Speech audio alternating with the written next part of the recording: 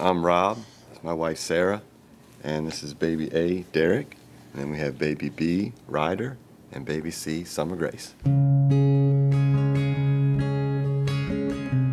Every good and perfect gift is from above, James 1:17. There's no doubt in our minds this is true because after many years of praying, we were blessed beyond belief with 3 tiny babies, 6 loving hands, 6 small feet, 30 tiny toes, and 30 little fingers to love and to hold.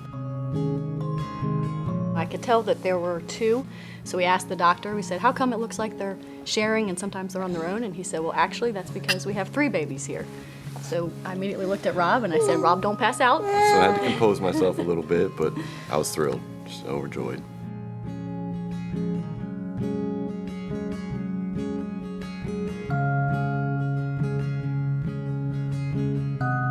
On September 29, 2016, at 24 weeks and 6 days of pregnancy, we were unexpectedly admitted to the hospital for cholestasis of pregnancy.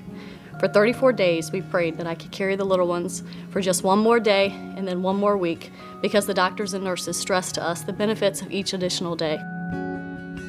I think just the unknown was probably the toughest part because sure, we've been around plenty of people that have had full-term babies and it seems pretty uneventful for the most part, but this is going to be uncharted territory.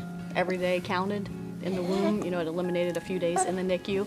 They tried to prepare us, but there's no way that anybody can ever prepare you for what we came across and encountered. We're a 17-bed neonatal intensive care unit, and we usually have between 1 to 3 sets of triplets that we may have a year. It does require a certain amount of just preparation, simply because it's not just one delivery that you're preparing for. You're trying to prepare for multiple premature deliveries at one time. We took a couple classes at Mary Washington to try to help prepare us. One of them was parents expecting multiples. They had gotten to take a tour and I had met them maybe a month or so before they actually ended up delivering. It was one of the more poignant experiences certainly of the last year, and I think we all remember them very well.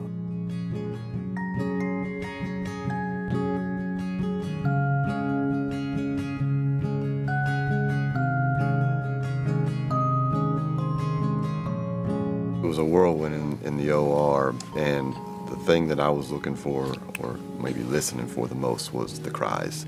And sure enough, each one of them, as they came out, were able to cry, and I did as well. I lost it. It was the sweetest sound I'd ever heard. When you become a NICU parent, you earn membership in a club you wish no one were qualified to join. But once you're a member, there's no better support network that exists. We knew that they were going to need a fair amount of support, both from a breathing standpoint, but also just from a nutritional standpoint. Each of the babies had their own full-on NICU team that they were ready. If it weren't for the nurses and doctors, there's no way we would have gotten through it. They sheltered us when we needed to be sheltered, and they told us every little bit of information we needed, a little piece at a time. They always knew how much we could handle. The parents were just so calm and, amazing. I always say that, God only gives certain people triplets because he knows who can handle them or not. There were some different things that they came up against, and you'd meet with the doctors every day, and you would go in and pray that it was good news for that day.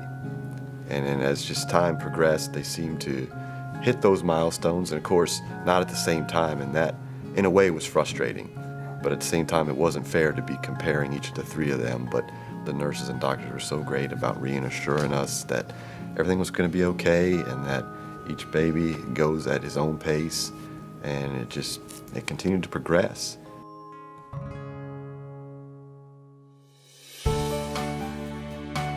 Summer Grace came home on day 63. 2 days later, on day 65, we got to bring Ryder home. And then on day 93, we finally got to bring Derek home and be together as a family. And that first night was amazing. It's always very exciting because that's our goal, to get the babies home. But at the same time, it's sad when you see, a wonderful family leave. It's like, oh no, It is a little bittersweet just because you become bonded to these families. But at the same time, we all know that the babies are going to grow and develop and do better when they're at home with their families. And so we're always excited for that. We certainly don't want to forget changing diapers the size of a travel pack of tissues you tuck in your purse. We definitely don't want to forget the nurses telling us not to look at the monitors when they alarm, but instead to look at our baby's color and responsiveness, because the problem typically self-resolves. We learn the situation often turns out to be okay because God is in control, because a nurse or doctor trusted their gut, and because we were one of the lucky ones. If you were to look at them now, you probably wouldn't even know that they were 10 weeks premature. They're just wonderful kids, and they each are unique in their own way. They have their own personalities, and they're the light of my world. When the going got tough, they were always there and they had our back.